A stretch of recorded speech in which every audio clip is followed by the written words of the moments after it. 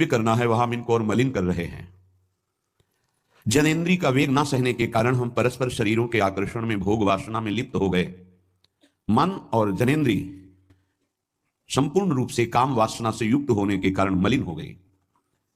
ये देह पिंड, चाहे पुरुष शरीर हो चाहे स्त्री शरीर हो, कोई खास बात नहीं इसमें खास बात है भगवान की प्राप्ति कर लेना, खास बात है तुम्हारा चिंतन दिव्य हो जाना, खास बात है इस शरीर से सबकी सेवा बन जाए, माता पिता भाई बंधु परिवार समाज राष्ट्र धर्म भगवान सबकी सेवा बन जाए, तो ये शरीर सार्थक हुआ।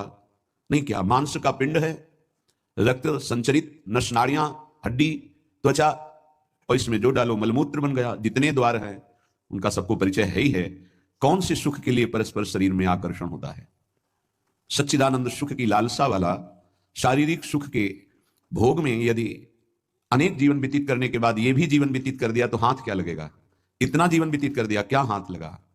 बहुत विवेक विचार की जरूरत है। धर्मयुक्त काम भगवान ने अपना स्वरूप बताया है सृष्टि संचालन के लिए।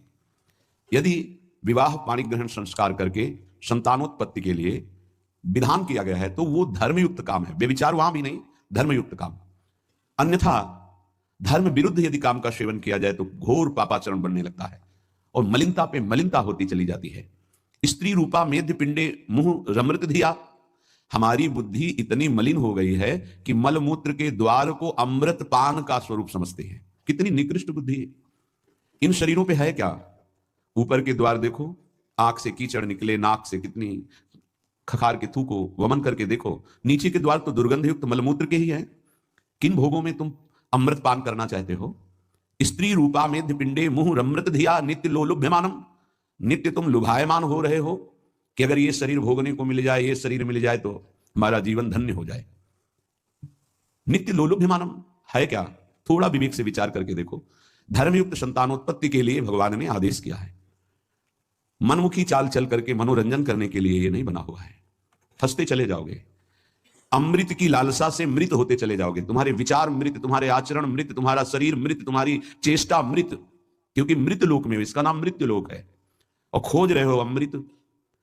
चक्षुर्ण क्षुद्र जीवैरपि विहितो, ये नेत्र मिथ्या रूप में लुभायमान हो रहे हैं, चमड़ी ऊपर से गोरी पीली जैसी भी, उसी में हम आसक्त हो रहे हैं, इतने आसक्त हो रहे हैं। परसों एक नवयुवक भाई प्रश्न एकांतिक में कह रहे, जिया नहीं जा रहा, हमको हमारी मित्र ने धोखा दे दिया, और हालत भी ऐसी थी कि करुणा लग रही थी कि कृपा करें प्रभु और इनकी बुद्धि को इस दलदल से निकालें। वो जीवन से हारा हुआ व्यक्ति बैठा हुआ है केवल एक बात में कि उसको उसके किसी